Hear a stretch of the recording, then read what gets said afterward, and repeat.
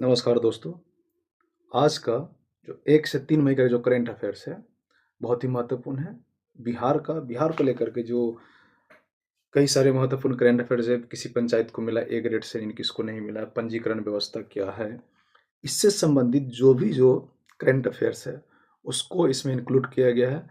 National और international स्तर का भी 2-3 करंट अफेयर्स है। तो चलिए हम लोग स्टार्ट करते हैं आज का अपना ये सीरीज। पहला है, खबरों में रहा मिथिला की पंजी व्यवस्था और विद्यापति की वंशावली। देखिए, जब हम बिहार का इतिहास पढ़ते हैं तो उसमें मिथिला साम्राज्य में आइएगा तो वहाँ एक पंजी व्यवस्था का जिक्र मिलता है। ठीक ना? तो जो लिपि जो तैयार की जा रही है, जो पांडुलिपि जो सजो करके रखी गई है, उसको इकट्ठा करना शुरू किया भारत सरकार। तो बिहार में सबसे अधिक जो पांडुलिपि लगभग 4.25 लाख के करीब में जो है मधुबनी से प्राप्त किया गया है। तो उन्हीं में पंजी व्यवस्था की एक जो पांडुलिपि मिली है, उसमें सारा जिक्र किया गया है, क्या-क्या क्या है। तो उसके बारे में जानते हैं। खबरें में रहा प्राचीन पंजी पंजी व्यवस्था जिसको वंशावली भी कहते हैं, उसमें क्या-क्या जिक्र, जैसे विद्यापति का जिक्र मिला है, दरभंगा महाराज का, बहुत सारे परिवार का जिक्र मिला है। ये क्या है, उसके बारे में जानते हैं। देखिए, हाल ही में भारत सरकार जो पांडुलिपि के संरक्षण करने की जो मुहिम चलाई है, उसके अनुसार मधुबनी जिले में, सिर्फ बिहार के मधुबनी जिले में कुल 3,96,447 पांडुलिपि डेटा जो है इकट्ठा किया गया। ठीक है? और इनमें से ये जो पांडुलिपि जितने जो लगभग 4.25 लाख मान लेते हैं, उसको इतने हैं 4 लाख करीब में, उनमें से 5,000 को छोड़ दें और 5,000 के बाद बाकी जो भी लिपियाँ जो पांडुलिपियाँ बचती है, उसमें सभी में पंजी व्यवस्था यानी वंशावली का जिक्र किया गया है। ठीक है? इसमें कवि विद्यापति से लेकर के महाराजा दरभंगा महाराज के जो भी वंशज है, उसका जिक्र किया गया है। और ये पंजी व्यवस्था होता क्या है, क्यों ज़रूरी है, विद्यापति का उसमें स्थान क्या दिया गया, इसके बारे में जानते हैं। ये पंजी व्यवस्था जो है, एक वंशावली है। ये इसलिए बनाया गया था कि अभी भी देखिएगा कि जब शादी होती है तो गोत्र पता किया जाता है ना? सेम गोत्र में शादी नहीं की जाती है। गलती से सेम गोत्र में शादी हो जाने से आनुवांशिक प्रॉब्लम जो है बच्चों में आने लगता है। जैसे अभी देख सकते हैं, जहाँ पर कज़न मैरेज या ब्लड रिलेशन में मैरेज जो प्रचलित है भारत में, चाहे कहीं भी, वहाँ पर जो बच्चों में ज़्यादा आनुवांशिक विकार उत्पन्न होता है, बीमारी ज़्यादा फैलती है। उस व्यवस्था को रोकने के लिए यह पंजी व्यवस्था लाया गया था, यानी बीमारी के लिए। सेम गोत्र में शादी होने के कारण क्षेत्र में जो बीमारियां फैल रही थी, उसको रोकने के लिए लाया गया था। और विवाह से पूर्व क्या किया जाता है, इसके वंश क्या है, गोत्र क्या है, इसका मिलान करके और इसका एक रिकॉर्ड तैयार किया जाता था। ठीक है? इसकी शुरुआत जो है दरभंगा महाराज छत्र सिंह के काल में किया गया था। ठीक है? और इसमें जो है कवि विद्यापति कवि विद्यापति जो उसकी वंशावली मिली है, उसमें कवि विद्यापति को उसमें 12वें वंश का दर्शाया गया कि ये 12वें वंश के थे। अभी उनका 27वें वंशज है, जो अभी भी घर पर है। ठीक है? कवि विद्यापति दरभंगा राज के बारे में जिक्र मिलता है। इसमें जो है मिथिला क्षेत्र, खासकर दरभंगा और मधुबनी के करीब 700 वर्ष पुरानी वंशावली जो सहेजने की एक रिकॉर्ड इसमें दिखा गया है कि लगभग 700 वर्ष पुरानी रिकॉर्ड इसमें अभी भी जीवित है। ठीक? इसमें खासकर एक जिक्र किया गया सौराठ व्यवस्था। सौराठ जो अभी बीपीएससी में प्रश्न पूछा जाता है, ये सामूहिक विवाह व्यवस्था है जो मिथिलांचल में मधुबनी दरभंगा में चलता है ना? और ये पंजी व्यवस्था की शुरुआत जो बोले दरभंगा महाराज छत्र सिंह के काल में हुआ था। और इसमें जो भी जिक्र किया गया है, एक तरीके से ये जो है कह सकते हैं कि एक रिकॉर्ड तैयार किया गया था। जो पांडुलिपि था, उस समय जब जो पेपर वगैरह नहीं था, तो ताम्रपत्र पर या मिट्टी पर या जो अ, तार के जो पत्र होते हैं, तार के पत्ते, पेड़ के पत्ते, उस पर लिखा जाता था, उसको संजो करके रखा गया। और ये बहुत ही महत्वपूर्ण है गाय के इतिहास के बारे में जानने के लिए। इनमें जो भी जो इकट्ठा किया गया, उनमें से 14,000 पांडुलिपियों को जो है अभी डिजिटलीकरण कर दिया गया है। ठीक है? तो ये रहा मेन चीज़, वंशावली प्रणाली, पंजी व्यवस्था। दूसरा है, देखिए बिहार तो जनसंख्या के वृद्धि के मामले में वैसे ही रिकॉर्ड तोड़ता रहता है। उससे संबंधित कुछ बातें हैं। हाल ही में खबर एक आई है कि बिहार में ग्रामीण और शहरी जो जनसंख्या है, जो प्रजनन दर है, उसमें काफ़ी अंतर आ रहा है धीरे-धीरे। ठीक है? वो अंतर क्या-क्या है, जान लेते हैं। रिपोर्ट में ये कहा गया है कि शहरी जो है, मान लेते हैं या शहर है या गाँव है, इन दोनों में जो प्रजनन दर है, इसमें काफ़ी डिफरेंट आ रहा है। यदि बात करें 2003 की, 2003 में बिहार की कुल प्रजनन दर 4.2% थी, है ना? 4.2 थी। तो 13 में 3.4 थी। देखिए, 3 में 4.2, 13 में 3.4 और यही 23 में 2.8 है। ये धीरे-धीरे क्या हो रहा है? घट रही है, ठीक है। ये तो हो गया कुल बिहार का।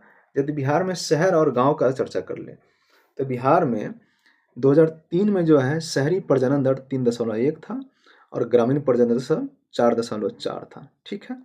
अब देखिए 2013 में शहरी प्रजनन दर 2.5 और वहीं ग्रामीण विकास की गाँव की बात करें तो 3.5 था, ठीक है।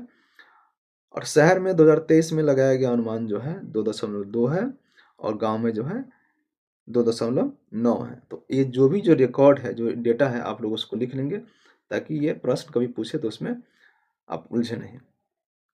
इसमें अंतर में कमी ये हुई है कि शहरी और ग्रामीण क्षेत्र के बीच जो है जन्म दर अंतर जो 2003 में जो 1.3% घट करके 2013 में 1 हो गया और वही 23 में जो है 0.7 हो जाएगा पूरा तरह से, ठीक है। तो अब इसका अनुमान लगे 26 में और बढ़ सकता है जनसंख्या जब गणना होगी तो, ठीक है। इसमें एक ये भी रिकॉर्ड कहा गया जनसंख्या घनत्व 2036 में जनसंख्या घनत्व कितना हो जाएगा। अभी बिहार का जनसंख्या घनत्व 2011 के जनगणना के अनुसार 1106 व्यक्ति प्रति वर्ग किलोमीटर है, ठीक है। 26 में अनुमान लगाया गया है कि यह जो है जनसंख्या घनत्व 1405 व्यक्ति प्रति वर्ग किलोमीटर का अनुमान है और वही 36 में बढ़ करके जो है 1578 व्यक्ति प्रति वर्ग किलोमीटर हो जाएगा, जो काफी ही अधिक हो जाएगा। हो सकता है कि बिहारी जनसंख्या घनत्व मामले में सबसे अधिक रहे। यदि जिला की स्थिति देखें तो अभी तो सबसे पहले पटना था, लेकिन पटना अब कट गया है। इस रिपोर्ट के अनुसार सर्वाधिक जनसंख्या घनत्व मुजफ्फरपुर का है, जहां 2210 व्यक्ति प्रति वर्ग किलोमीटर है और सबसे कम स्थान पर न्यूनतम घनत्व में अभी कैमूर ही है, जहां 484 व्यक्ति प्रति वर्ग किलोमीटर भी है, ठीक है। तीसरा खबर है पंचायती जो व्यवस्था है उससे, यानी पंचायत जो हमारे पंचायत को जो पुरस्कार मिलता है उससे संबंधित है। पंचायत उन्नति सूचकांक 2.0 जिसको जो पंचायती राज मंत्रालय भारत सरकार जारी करता है, अब की इस बार 2026 में जारी किया गया और इसका वित्तीय वर्ष यानी आधार वर्ष जो लिया गया वित्तीय वर्ष 2023-24, इसमें जो बिहार के कई पंचायत को अवार्ड मिले, जिसमें 2 पंचायत को ए ग्रेड की श्रेणी मिली है। ए प्लस में न बिहार का न देश का कोई पंचायत नहीं गया ए प्लस में, बी ग्रेड और सी ग्रेड की श्रेणी में रखा गया है, ठीक है। आइए उससे संबंधित जानकारी प्राप्त करते हैं। ये जो पंचायत उन्नति सूचकांक जारी किया गया है उसमें जो है देश के 33 राज्य और केंद्र शासित प्रदेश की कुल 2,59,867 ग्राम पंचायत का जो अवलोकन किया गया है। इसमें श्रेणी डिवाइड किया गया है, ए प्लस है, ए है, बी है, सी है। ऐसे देख लेते हैं। अग्रणी श्रेणी में जो दो में बांट कर रख दिया गया है। अग्रणी श्रेणी में देश भर की 3,635 पंचायतें अपना स्थान बनाई हैं और उत्कृष्ट श्रेणी में जो है 1,18,824 पंचायतें अपना स्थान बनाई है। इसका आधार रखा गया है 9 थीम रखा गया। 9 थीम, वो 9 थीम क्या है? स्थानीयकृत सतत विकास लक्ष्य है, जिनमें 9 लक्ष्य है, उसको जिन्होंने पूरा किया है उसको उसी के अनुसार जो है अपना स्थान दिया गया। ये थीम कौन कौन है देख लें। पहला है पंचायत में गरीबी मुक्त और उन्नत आजीविका। दूसरा स्वास्थ्य व्यवस्था। तीसरा है बाल मित्र पंचायत की स्थापना करना। चौथा शुद्ध जल या पेय पदार्थ, शुद्ध पेयजल की व्यवस्था करना।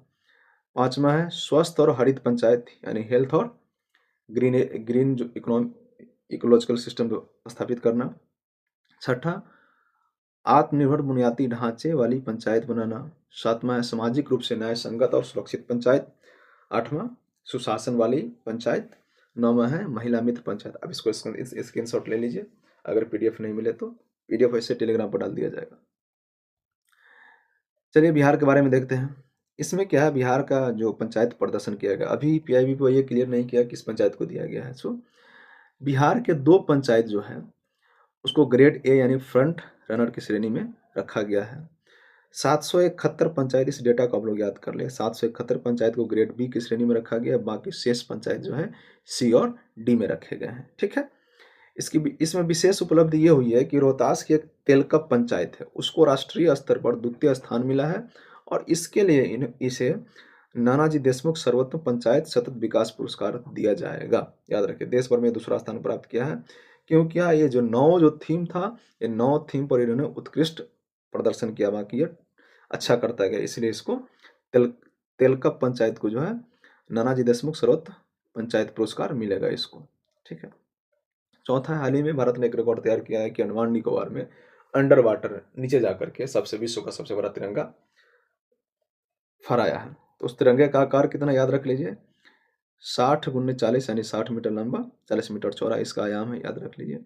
और ये गोताखोर टीम द्वारा जो उसमें फहराया गया है, और कहाँ फहराया गया है, स्थान जो है उसका स्वराज द्वीप के राधानगर बीच पर यह फहराया गया, आप लोग इसका ध्यान रख लें।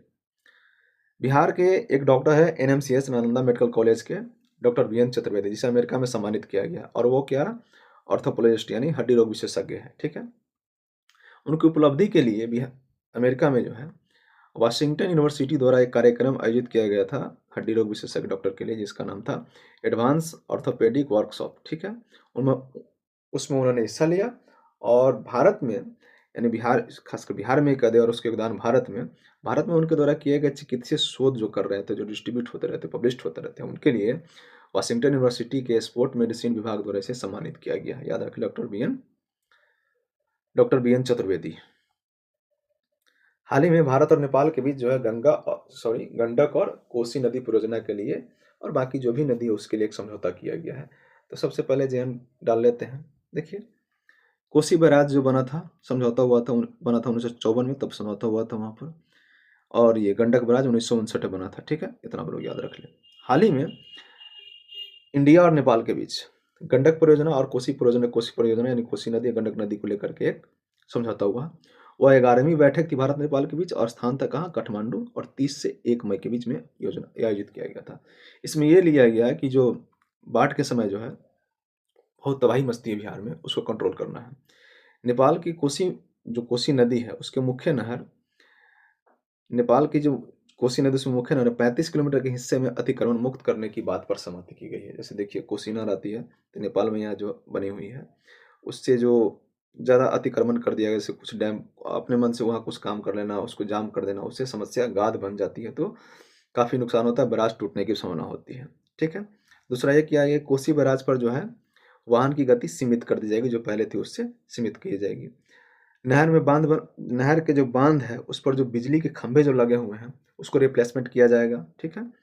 और ये जो परियोजना है, इस परियोजना की जांच करने के लिए, भूमि का सीमांकन करने के लिए जीपीएस तकनीक का मदद लिया जाएगा, ठीक है। बिहार में कोसी और गंडक नदियों में होने वाली जो तबाही है उसको रोकना है। जैसे देखिएगा कभी जो हमेशा जो है गंडक से, बागमती से, कोसी से बिहार में अधिक तबाही मचती, इसका मुख्य उद्देश्य है इसको रोकना। और याद रख लिया, 11वां संस्करण था, 11वां था, काठमांडू में आयोजित हुआ था, ये याद रख लें।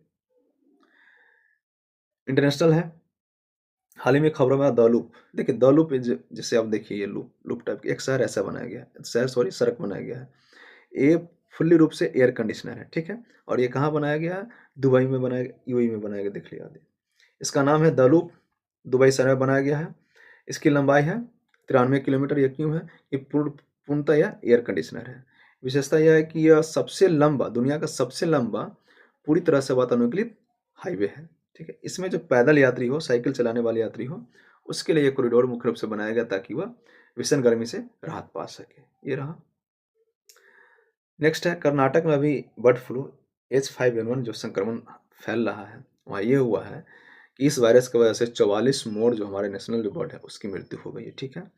और इसके लिए जो कर्नाटका गवर्नमेंट है सतर्क हुए हैं।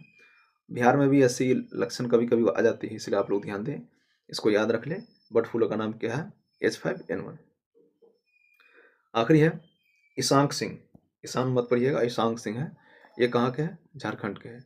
ये रिकॉर्ड ये बड़े तैराक है, और यह जो है पाक जल डमरू मध्य जो श्रीलंका और भारत के बीच स्थित है, उसको जो है 29 किलोमीटर की जो दूरी है वो 9 घंटे 50 मिनट में तैरकर पार किया, और ये वर्ल्ड रिकॉर्ड बनाया है। इसे पार करने वाले दुनिया के सबसे कम उम्र के और सबसे तेज तैराक बन गए हैं, ठीक है, सबसे कम उम्र में। इससे पहले ये रिकॉर्ड जो जय जसवंत यानी जे जसवंत के नाम था, और अभी जो है ईशांक सिंह ने इस रिकॉर्ड को तोड़ दिया। इसका उम्र मात्र जो है 7 वर्ष है, ठीक है। तो ये रहा आपका करेंट अफेयर्स जो 1 से 3 मई का था। इसका पीडीएफ आपको टेलीग्राम चैनल पर मिल जाएगा। आप लोग देखिए, जो पंजी व्यवस्था है और जनसंख्या जो प्रजनन दर है और पंचायत जो सूचकांक है, इसको आप लोग हर हाल में देख लें, एग्जाम में आ जाएंगे कहीं ना कहीं से, ठीक है। ऐतिहासिक उसका व्यू क्या है, सब कुछ देख लें। तो इसको देखिए, दोस्तों के पास शेयर कीजिए, कमेंट कीजिए, बताते रहें आपको कैसा लगा।